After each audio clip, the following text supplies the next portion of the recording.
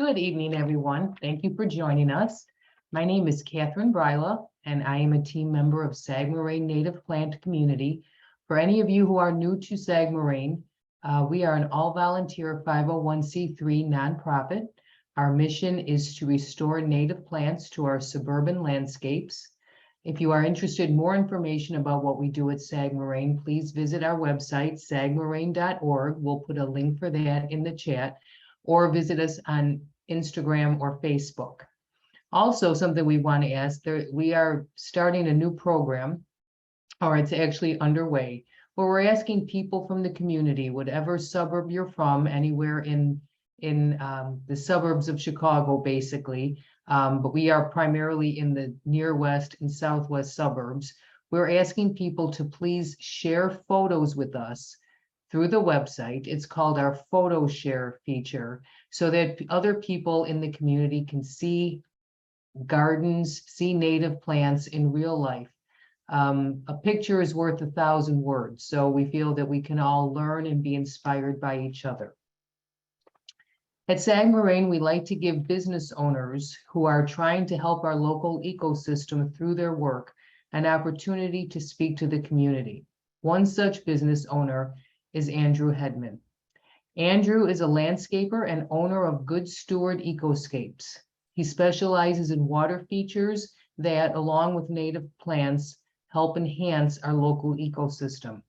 In this presentation, Backyard Conservation with Living Water, Andrew will teach us how to help wildlife thrive in our backyards with native plants and naturally filtered water features.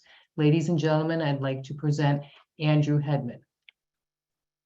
Hello, Andrew, come on. Hello, thanks for the intro, Kathy. All righty, I'm going to stop sharing and I'm going to bow out and let you take over. All right, I'll share and I'll get started here.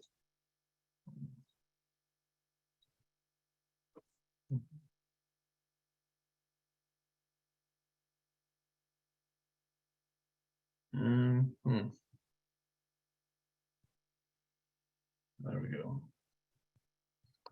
All right, so here, Backyard Conservation with Living Water. So my name's Andrew, and before I begin, I just wanted to talk about this pond in particular.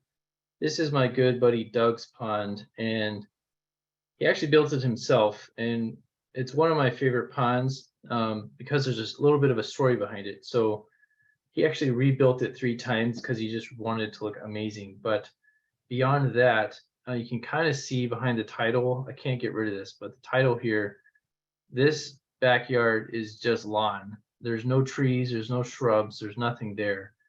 So Doug would spend hours and hours sipping coffee on his porch, just watching the birds drinking water from this pond. So even though it doesn't have a lot of native plants, it still had a very huge positive impact with local ecosystems, just because of all the birds that are able to drink water.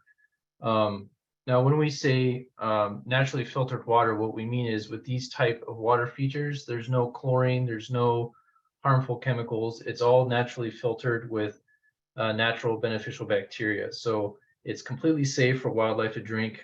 I've seen photos and videos of deer drinking from it, elk. I've seen a video of a bear swimming in one of these, so they're pretty fascinating. So this slide I wanted to include because it really shows how we really have a need for backyard conservation. So on the left, we have Illinois, what it looked like in the early 1800s.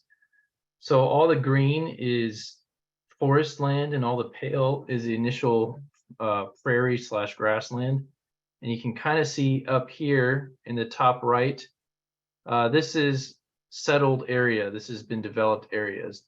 Now fast forward to present day, all the pale color is now turned yellow. What the yellow is agriculture. So most likely corn and soybean production. And what you can also see is a lot of the forest land has disappeared and the suburban and urban development has tripled in size.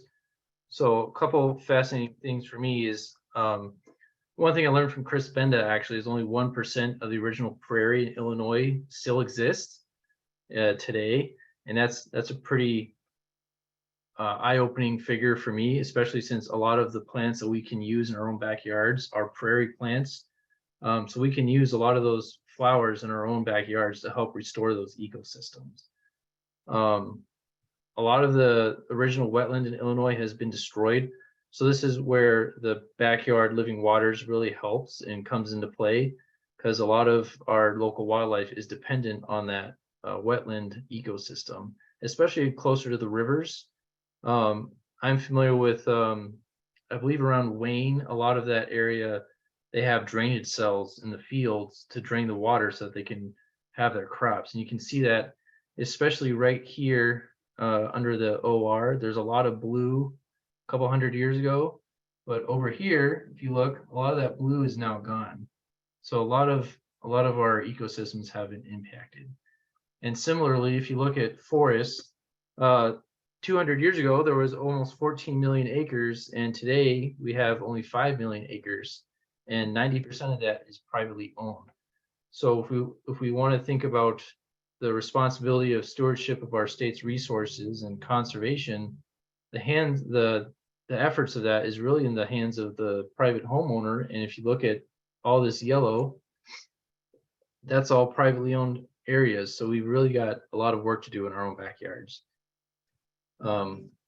So this next slide, before I get too much into it, this picture, this is a prairie corner that I planted on my own house.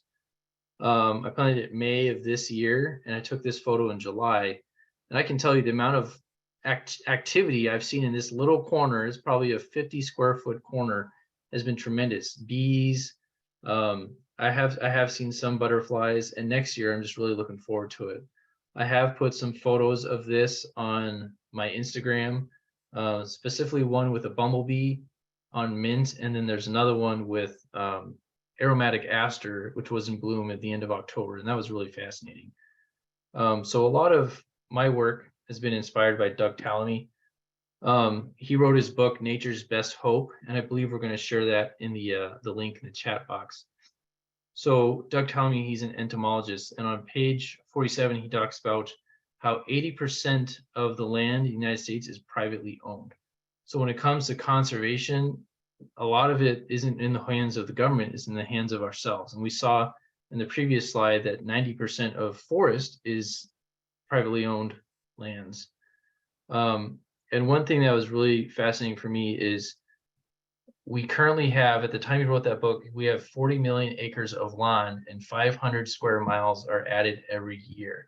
And the thing that's important with that is lawns are actually ecological dead spaces in terms of what they contribute to the environment. Because lawn, Kentucky bluegrass, is actually from France. It's not from Kentucky. So it doesn't really do anything for ecosystems. So that's very important. So what we can do in our backyard is convert that lawn space to the traditional prairie lands, or we can have shrubs. And you can see that the basic way to start is with Prairie Corners. So that's why I like it as a simple solution. And the other important thing is, if we don't support the bottom of the food chain, the top is going to starve, and we as humans are at the top. So it's really important for us, and why we should care about this.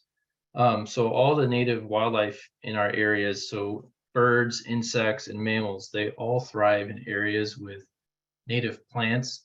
And Doug Tallamy talks about this, that birds raise their young on insects. And it's not just any insect. It's not flies and mosquitoes and beetles. It's primarily caterpillars, because they have these soft bodies that are easy for their fledgling to digest.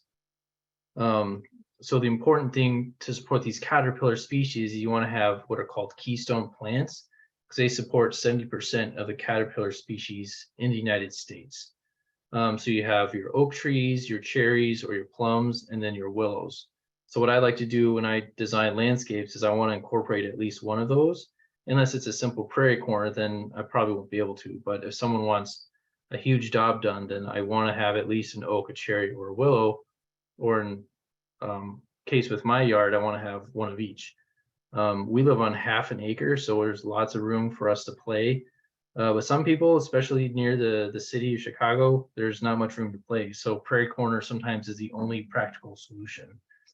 And that being said, the other opportunity that we have is with cornerstone plants. And why those are important is because they support specialist pollinators. And a specialist pollinator, what it does is it only pollinates off of a specific genus or family of plants. So asters, goldenrods, and sunflowers, there are some pollinator species that only eat the pollen, or they only use the nectar from those specific types of flowers. So if we didn't have those flowers, those specific species would go extinct. And the more species that go extinct, the weaker the ecosystem and the biodiversity is. So that's a huge critical component of backyard conservation and what we do. Next, we have, with all the development of suburban, we have houses, and what every house has in common is rain gutters. And for me, I see rain gutters as an opportunity to plant a rain garden. And this rain garden in particular is from the University of Illinois. So you can see a lot of diverse plants that we have in Illinois that we use in native landscaping. And you guys probably may have this in your own yards. I know Kathy and I have talked about this sometimes. There's coneflowers here. There's some liatris in here. Up front, it looks like we have some sedges. So it's an opportunity to really beautify a space, and it will help support the local ecosystem. And on top of that, it'll help filter water as it goes into our nation's waterways. There's a process, I don't remember what it's called, but in the areas where a river enters, like a bay or a gulf, what can happen is you can have algae blooms. And when all the algae dies off, the decomposing matter takes up all the oxygen. And when all that oxygen is taken up, it then kills fish.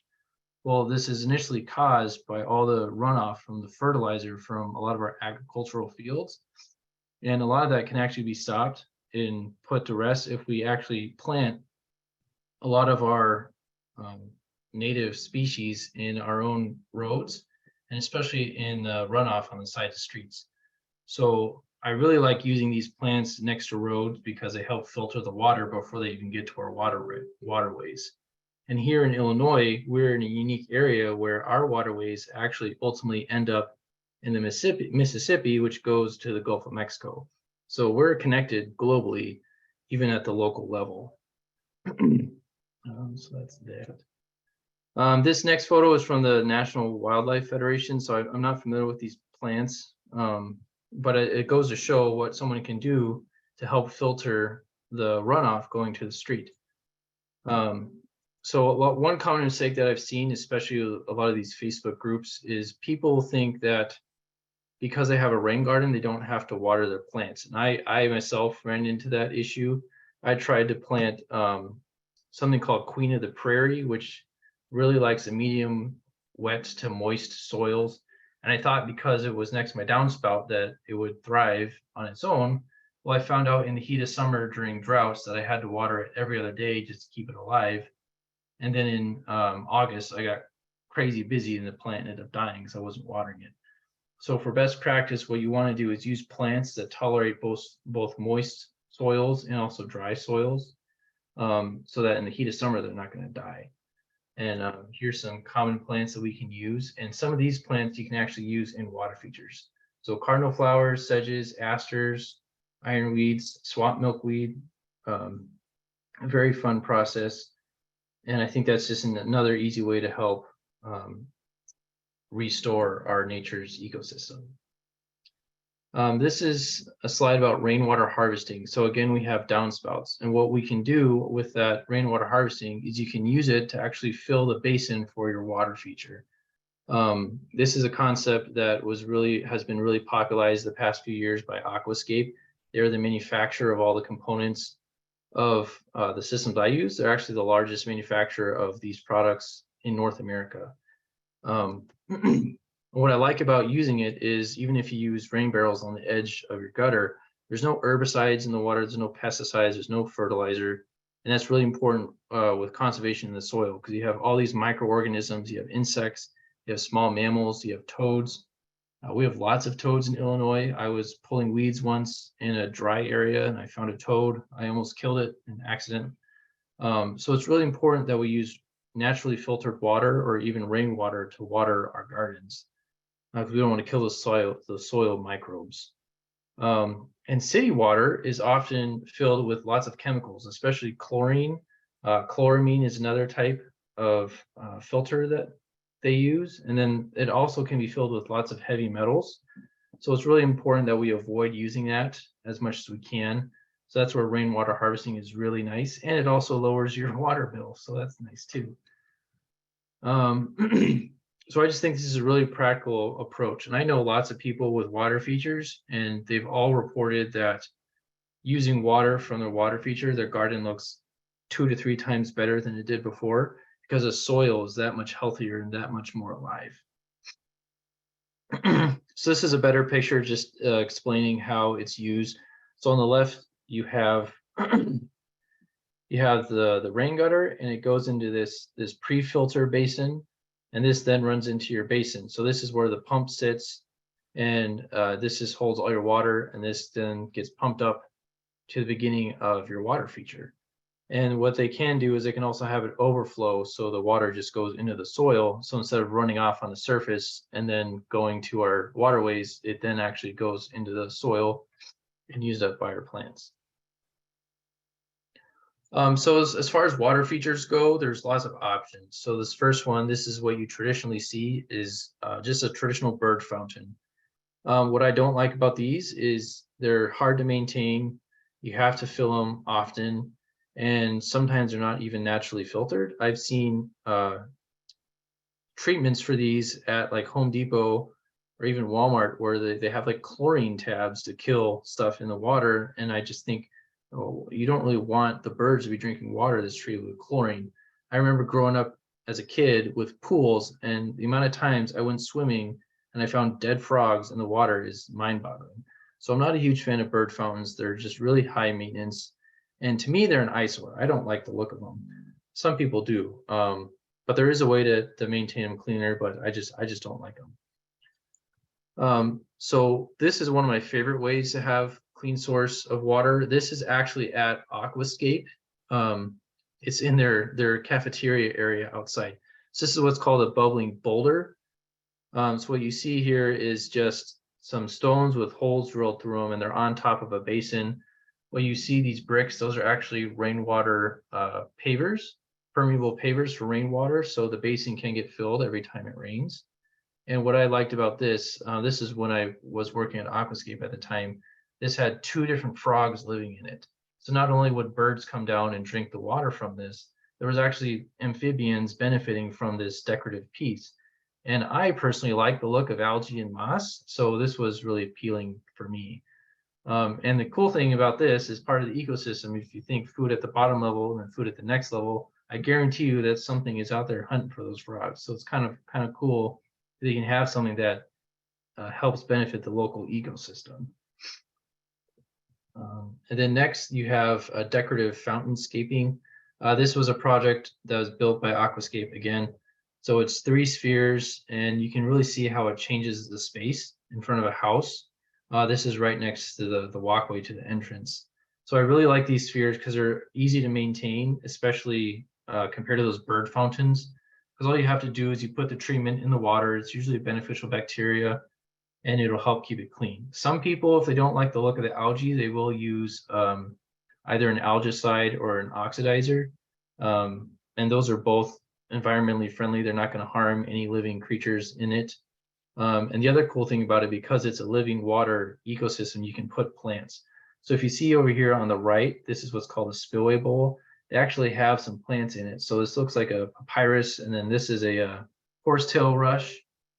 Horsetail rush is native to our area, especially if you go up to Lake Michigan, you're going to see tons of it. You have some sedges around here. So these are really gorgeous. They really help beautify space. So they're one of my favorites.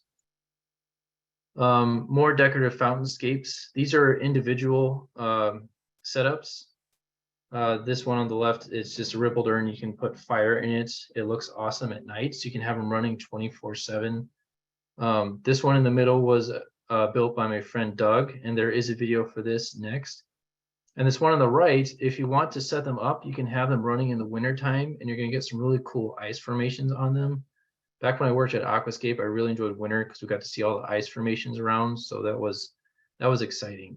And what's cool about it is because it's running 24/7 during the winter time, all the birds, the squirrels, rabbits, they're all going to be drinking water from your feature in the middle of winter when ponds and rivers are frozen over. So they're really beneficial for local wildlife.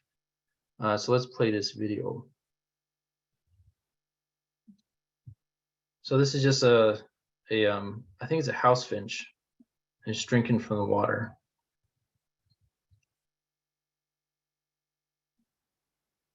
So fun little video to demonstrate how they benefit wildlife. Another thing, these are called Pondless Waterfalls. This was actually when I first started working at Aquascape, we had a pond tour and I was hosting at this house. And what I liked about this one is you can see it's a little bit more matured. And what I mean by matured is it has different mosses on it.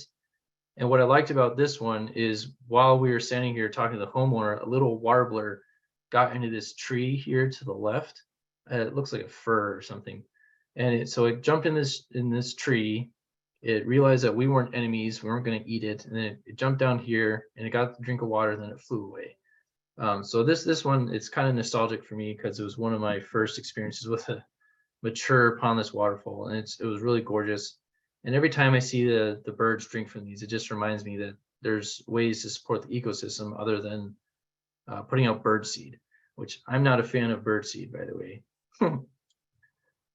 Here's another example of a pondless waterfall. This was again built by Aquascape.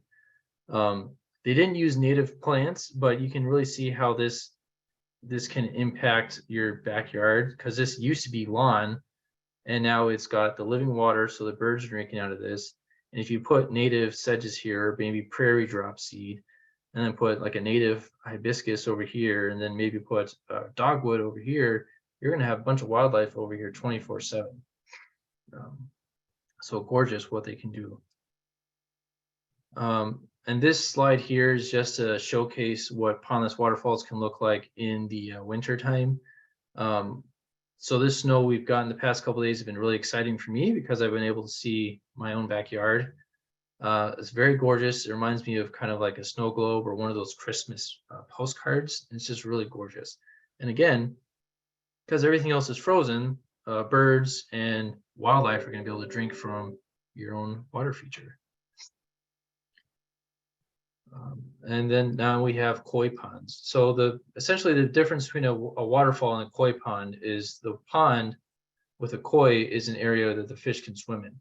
And I really like this pond because it showcases how clear the water is. Ponds don't have to be disgusting. A lot of people think that if I install a pond, it's going to be really gross, it's going to be really high maintenance. Well, if you build it right and you stock it correctly with fish, it's not going to be high maintenance. This pond water is crystal clear. It'd be fun to swim in it with the kids. The fish are going to love you. The birds are going to love you in your backyard. And it's gorgeous to look at. It's a lot better than lawn space. I guarantee you there's a lot more activity in this backyard setting because of the living water feature, especially with the koi, than there was in the previous lawn space that was there before. This is my own pond. So we have another thing called wildlife ponds. These are really popular, especially in the United Kingdom. I tried to set up my pond as a wildlife pond. I do have koi, I do have goldfish, but I'm not a koi fanatic like some people are. And one thing I built my pond for is this little guy right here, bullfrog. I love frogs. I remember when I was a kid, my dad and I would go for walks along the riverbed, and I would catch frogs, and I'd try to keep them as pets. My dad would say, "You can't have that as a frog, you're going to kill it." Well, now I have a pond in my own backyard. I'm supporting local native frogs. This is the only one we've had this year, but next year, I'm sure we're going to have dozens. And what I love seeing is him hanging out among the water lilies. And all the water plants I have, all the aquatic plants I have in my pond are native. So I've got swamp milkweed, I've got cardinal flowers, the red and the blue kind. I've got horsetail rush, blue flag iris, marsh marigold, the pearl rush, swamp rose mallow, and then blue-eyed grass, lizard tail, American sweet flag. And I'm actually experimenting with some others. experimenting with swamp aster. That one's been doing pretty well. I have some ironweeds in there. They seem not to be happy being in the water, so I'm going to try it differently next year. Then I had turtlehead in there. They died off, but I've seen them in ponds, so I don't know why they died in my pond. But there's lots of options to increase the biodiversity with aquatic plants that are native. So that's just an example of what's out there. Here's some more photos of my pond. Over on the left, you can see I didn't have it finished at the time, but the wildlife didn't care. This is a great blue heron. He came over, he saw all the fancy fish swimming around, and he decided he wants some. He was able to get a baby before I was able to swim him away, scare him away. And that's another thing that's cool about these ponds is because they're naturally filtered, the fish are actually able to have babies in the system, which is really fascinating. The middle, I shared this picture of dragonfly. It's a 12-spot dragonfly, a male. Because in July, there was one day I was working in my pond and there was probably a dozen dragonflies flying around.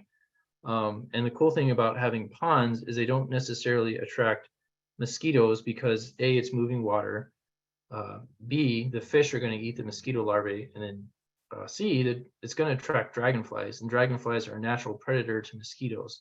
So I love my pond because in the summertime, all the dragonflies are coming around.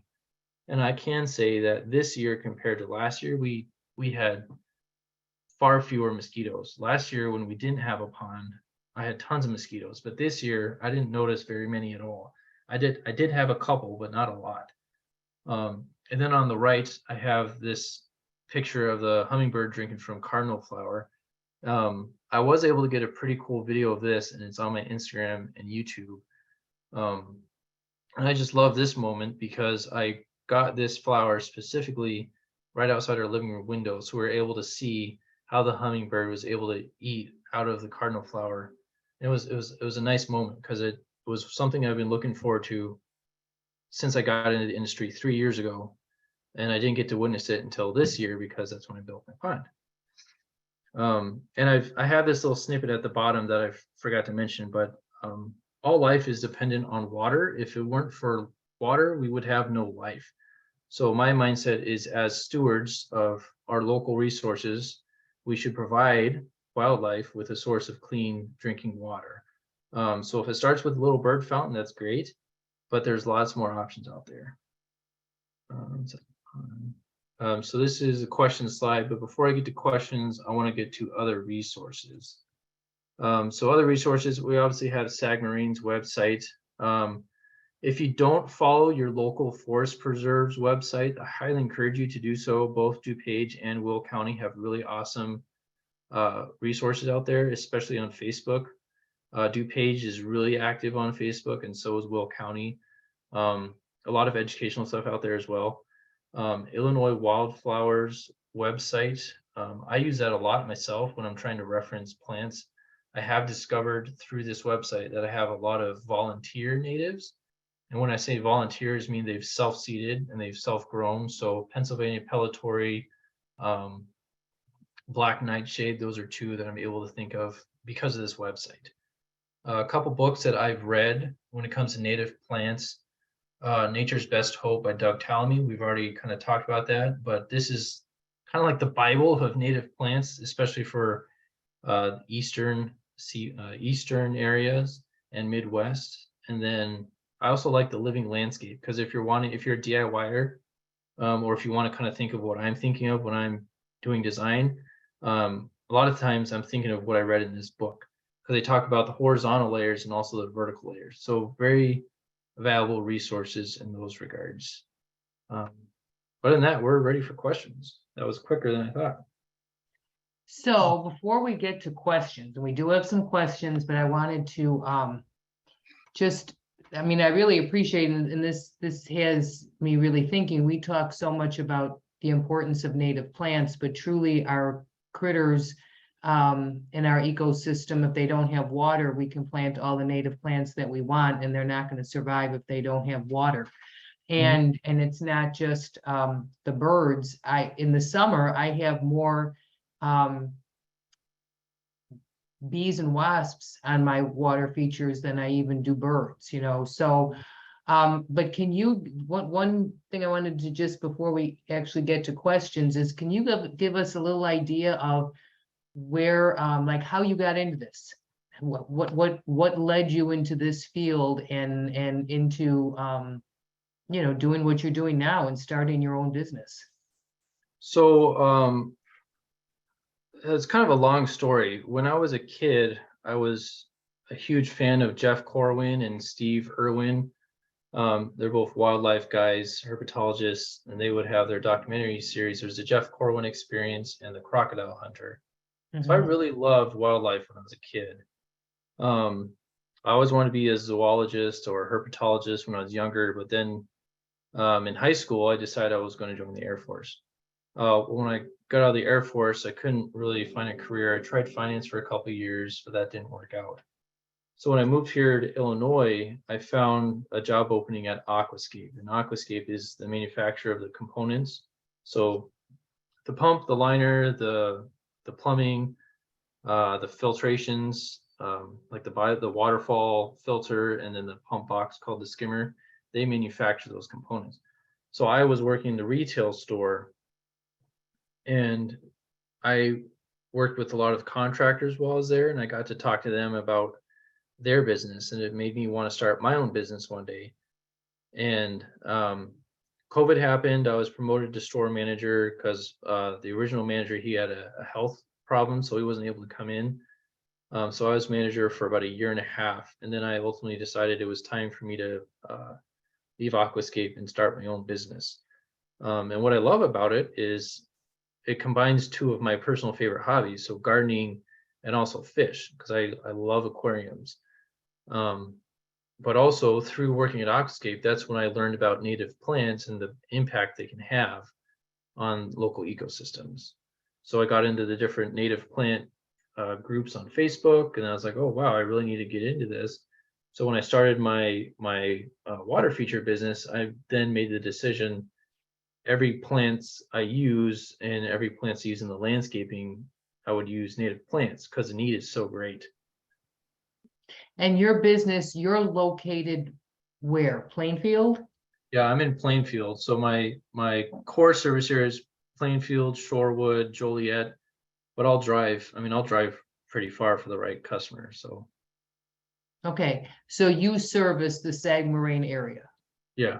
the southwest suburbs. Okay, if anybody's interested in help getting a water feature installed. I saw Mary pop on. She must have something to say. She doesn't pop on for no reason. That's right. Well, before we get into Q&A, you mentioned your Instagram. So if you can tell us what your Instagram handle is, I'll put that in the chat. I think it's just Good Steward Ecoscapes. I don't think there's any spaces or underscores or anything. Good Steward Ecoscapes. Yep. Same with YouTube and Facebook. Okay, I'll see what I can find. I'm going to hide for a little bit while I'm searching for it. So I'll let Kathy answer some of the questions, but I also have some questions of my own. So I'll be back. Awesome. Okay, so let me ask a few of the questions that have already been asked in our Q&A. Okay. So Daniel wants to know why a cherry and what type of cherry? So a cherry is one of the keystone plants. So like a cherry tree. I forget the specific type, what the common name is, but there's two types of cherry trees. There's one that gets full size, like 50 plus feet, and there's another one that gets about 10 feet tall. I think it's called a choke cherry. And there's also plums. They're in the same genus or family. So there's wild plum, and then there's I want to say there's like a plum thicket of some kind. I don't remember the exact name, but that's the reason. So Mary, would you put in the chat? So Daniel and for everybody, there is a website, and Mary will put it in the chat. It's from the National Wildlife Federation, their native plant finder, and it's nwf.org, native plant finder. And you can put in your zip code and it will show you all of the plants that are native to your area, and it will break them down into woody plants, trees and shrubs, you know, forbs and grasses, and it will list them in order of how many species depend on these plants.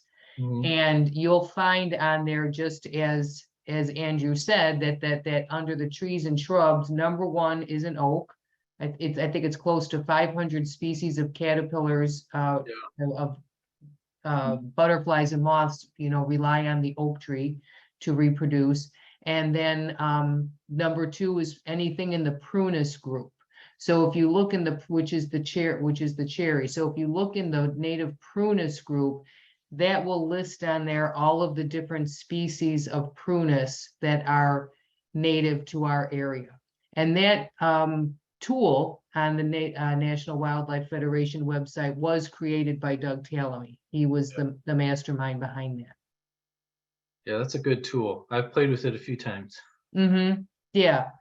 So it's really cool to see what, you know, whether or not something is keystone or ever broken down into how many creatures need it, and thinking about things that way. It's a very eye-opening tool when you're looking at the different species of plants. That's kind of like if you think of milkweeds, monarchs can only use milkweeds to survive. And that's what I like about swamp milkweed is I can use it in water features and rain gardens. So it can be actually submersed in water. I mean, it can be not just in like moist dirt, can it be in water? Mine is in water. I don't have like the foliage submersed, but the root is in water. I have it just kind of wedged between a couple boulders, and it thrived last year. I didn't get flowers, I think, because it was a young plant. It doesn't get a lot of sun where I have it, but I got a monarch caterpillar, so that was something. Wonderful. Okay, so Annette asks, and thank you for your kind words, Bernadette. Way up there in Northbrook, is it colder up there? Annette, is asking, how do you feel about watering our plants from our basement dehumidifier water? I don't know much about it. Like I don't really know the technology behind dehumidifiers. I imagine it's similar to distilled water, but aside from imagining, I don't really know. I personally wouldn't be uncomfortable using it. Better than paying for water out of the tap. But I can't say with confidence that it's safe for plants. Right. I would assume that the chlorine comes out of it in the evaporation process, but yeah, I'm not sure. Yeah, I believe so. With water in aquariums, what they say is chlorine to gases, because chlorine is a gas. So after 24 hours or so, chlorine will degas from the water. So I don't think there's any chlorine in that water. Okay. Dora asks, do the fish survive our winter? Yes. They do, we don't, but they do. Yeah, so what the fish do is they're cold-blooded, so they can hibernate at the bottom of the pond. The important thing is you want to have an aerator and like a deicer to keep a hole in the ice so the carbon dioxide doesn't build up. But aside from that, they do survive winter. As long as it's 2 feet deep, they'll survive, especially goldfish and koi because they're cold-blooded. How about you take one, Mary? Everybody's sick of my voice. I'm just having a hard time clicking on the mute button. So I did have a question about the winter ponds, and you had the above ground fountains, and I would think those would crack or get damaged. How do you keep those from getting damaged? So let me go back. What do you have to do to them to prepare them for winter? Are you talking about like this one on the right? Yeah, sure. So you don't necessarily have to do anything for them in the winter time. Because the ice is actually like a shell. All the moving water is underneath the ice. So they don't crack. So it's a fiberglass poly resin, so it's really durable material. I have known some people, they'll put like salt in the basin to lower the freezing temperature, but you don't really have to do anything. What some people will do if they don't want to worry about it, they will turn it off and then they put like a tarp or something over it. But yeah, you can either turn it off and cover it or you can leave it running. So do you have problems with the birds getting water on their feet and then going and standing on a metal patio chair and freezing to it? I've never heard of that. I'd hope not. I always kind of get worried about the birds and that effect on. It is something that can happen with like, you know, even like a heated bird bath. If they take a bath and their feathers are wet in the cold temperature and then they go sit on a metal fence, they can stick. So that can happen. Fascinating. I've never heard of that. But also I will say that I do have a heated bird bath in the winter. Okay. And I will say that maybe there's a minute chance that would happen once in a decade. Okay. But man, the birds just love the bird feeder, the bird bath in the winter. You know, they sit on it to warm themselves. They just, I mean, I get more action on a bird bath in the winter than I do in the summer. It's because it's nice and warm. They get to Right. And it's easier to keep clean in the winter too. It doesn't get all that algae, you know, it stays crisp. Yeah. Those are most of my questions, is how to maintain it during the winter and also how to keep it clean during the summertime. What kind of maintenance do you need to do on this stuff? What kind of considerations? Yeah, I would like to get some kind of ideas, like what would you let's say somebody wants to add a water feature to help wildlife or to help the ecosystem in their yard along with their native plants, but they don't have either the time or the physical ability to do heavy maintenance with this. But so what would you recommend for somebody that wants to do this but with minimal maintenance? So minimal maintenance, what you can do is there's something called an automatic dosing system, and it has the different treatments in a bag, and it'll dose throughout the day, and it'll help keep the system clean. The other thing they could do is they could use the algicide, or what's called an ecoblast. And the algicide, it's a liquid, you pour it in the water and it'll kill the algae. And then the ecoblast, what you can do is you can turn it off and then sprinkle that powder, it's a powder substance, on the algae. And when it hits water, it oxidizes, so it melts the algae away. Usually what we recommend is to do drain the basin in the springtime, and then clean it and then fill it back. I also do offer maintenance packages and maintenance services. So if someone isn't able to do it themselves, I can help them in those regards. I think that one on the left is beautiful. The one that you said like can also be a fire. You know. So what is that actually doing? So is that actually shallow water at the top, and then it bubbles over the side and it cascades down, and at the bottom is that like an area of stone but there isn't really sitting water there, it's just kind of wet stone and it drains down and comes back up somehow? I mean, what am I looking at? So this is an urn. Same thing with these. This is a stacked slate urn and this is a rippled urn. So the water goes up a pipe in the center of it and it comes out the top. And here is like it's like a round thing, and you can put paraffin oil in it, like tiki torch oil, and you can light it. I think it lasts about an hour or so. So you can use it during parties or when you have friends over. So the water will come up through it, it'll trickle down the side, and then all these stones are on a basin. And the basin is what holds the water. This is probably an aqua basin, which is a prefabricated square basin. It holds 90 gallons of water.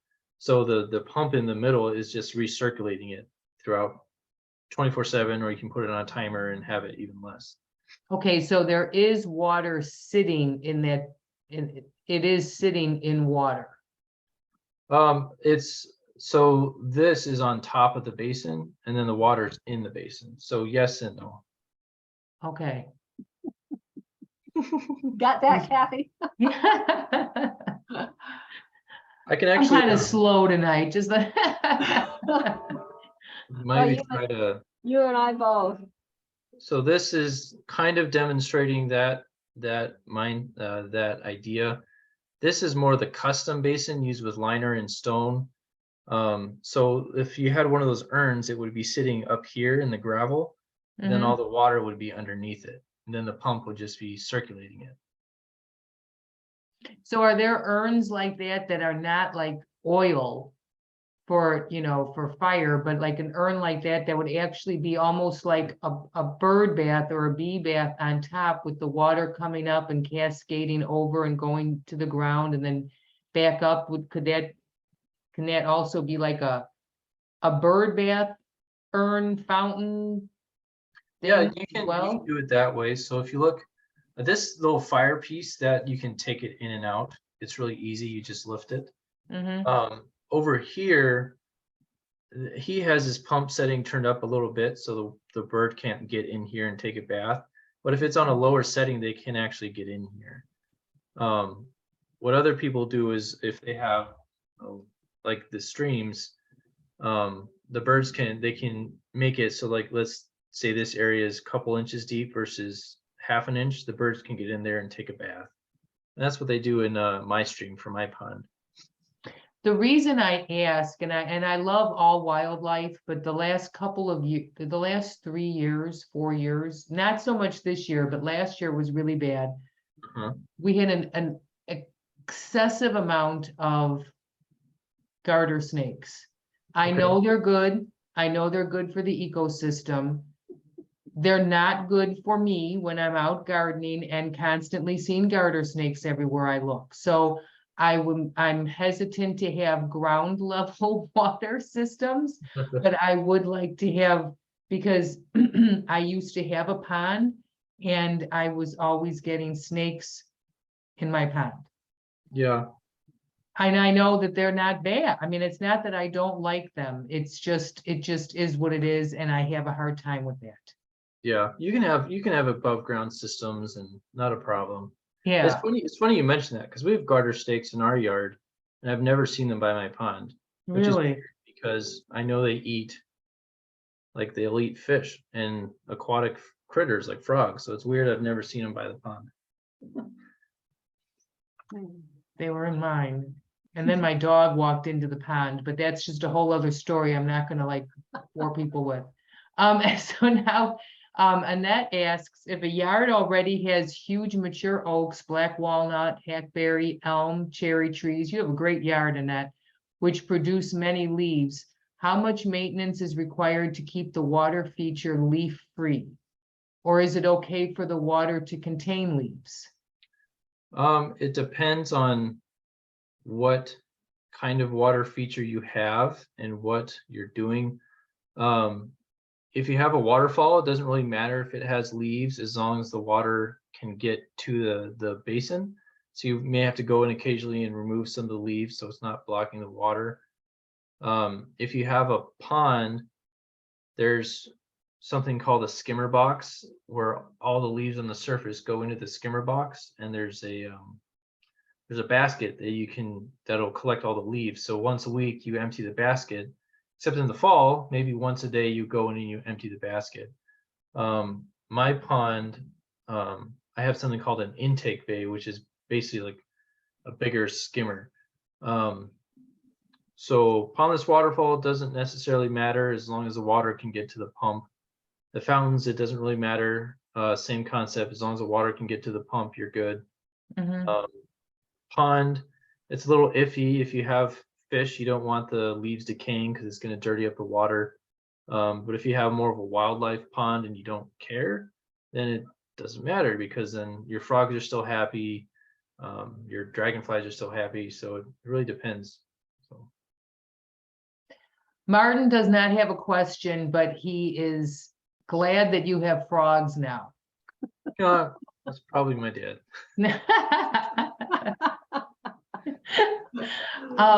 And Bernadette asks if you put a heater in any of your ponds or water features. You don't need a heater for a pond. You just need a de-icer. It's basically like a circular device that floats and it keeps a hole in the ice for the carbon dioxide. Some people who really love their koi, they might use a cattle trough heater, but those use 1500 watts. And the de-icer that Aquascape has, it's 300 watts, so it's a significant difference on power usage. Waterfalls, you don't need a heater of any kind. Same thing with the fountains, no heaters. So Okay. That was really interesting when you brought up, I never thought of it in that realm. I know in our agricultural areas, we used to, there used to be rows, like fence rows of native plants and shrubs, like along the roadsides, which are no longer there anymore. And I always thought of that, I know that that's a problem because that's taking what little pollinator habitat away from our agricultural areas there once was by taking that away. I never thought about how that was filtering the water from the fields before it gets to the roads to just run off and go into our sewer system down to the, out to the Mississippi and down to the Gulf of Mexico, contributing to the big dead zone. yeah, and that's a huge issue, especially in our area, because if you look in all this habited area where Chicago is, I think this is Springfield. So you've got all the runoff from all the houses in this great huge area, and especially all this area from farmland, and it's going into the river. Here's the Illinois River, and then it's going down to the Mississippi. So that's a huge issue. And so what some communities have started doing is in their like road ditches, they're planting natives to help filter that water. So very fascinating. Kathleen is asking, why don't you like bird baths or bird seed? I don't like bird baths because of the maintenance required. At least in my experience, they're high maintenance. You got to fill it a lot and all that stuff. Like a fountain, if you have a fountainscape, you don't have to fill it that often. Maybe once every 1 or 2 weeks, you put a hose on it for 10-15 minutes and you forget about it. And you have the different treatments. And to me, they're also an eyesore. I don't like them. I like the more natural look of either boulders or a waterfall.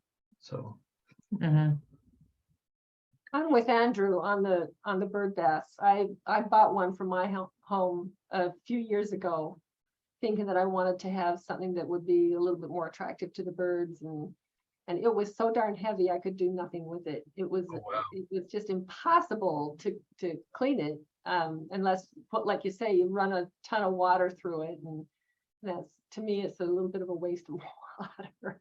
yeah. But I ended up just with little, I'd love to have, those ponds are beautiful. And if I had the space for those, I think I would love doing that. I ended up with just little smaller, I have one smaller bowl that I can just dump when I need to refill the water, and I put fresh water in there every day, and it's just no problem for me to dump that. And also the trays that you put underneath a pot, the ceramic pot, I use that in a couple places. Like I just put them on the ground and I just refill them every day. They're not as attractive as these beautiful ones though. So yeah, there's lots of creative options out there. So yeah, one year I had one like a bowl. I took like a bird bath, the top of it, and didn't have it on the stand, but had it on the ground and put in a solar bubbler. And during migration, I got a ton of different bird species that were attracted to that moving water. So, I mean, as soon as you have the sound of the thing I don't like about bird baths, and I don't dislike bird baths. I have bird baths and I feel like they use it, but I change the water every day and scrub it out, periodically. But nothing draws, if you're like seeing migrating birds in your yard, nothing draws them more than the sound of running water. Oh, yes. That We, is just a beacon to them. For the first time this year, we've seen the red flickers. I don't really think they migrate that much, but I never saw it last year, and I've seen it multiple times this year because of our pond. And then the other thing we've been seeing a lot more this year at least is the grackles. Mhm. Those things love the pond. We had a day because you know how they fly around in their flocks of dozens and hundreds. We had one day where I was just watching them for a good 15 minutes flying around, and they were all getting their baths, all getting their water. It's really fascinating to watch them. I know I could sit at my kitchen window for hours, right? Watching the birds and everything in the backyard and never get anything done. So I have Yeah. to kind of stay away from the kitchen sink. There was a second part of that to Kathleen's question though, and that was the bird seed. Oh yes, the bird seed. So what I don't like about the bird seed is most bird seed, if not all bird seed on the market today, is not native plants, or it's a genetically modified version. And I get so much plants from my neighbor's bird seed. It drives me nuts, especially I get corn. I get stalks of corn that I don't want, which is frustrating. But the other thing I don't like about them is I kind of think they're, I'll just say it. I think they're a waste of money because every year you have to buy bird seed to feed the birds, and sometimes it's a huge bag of like $5.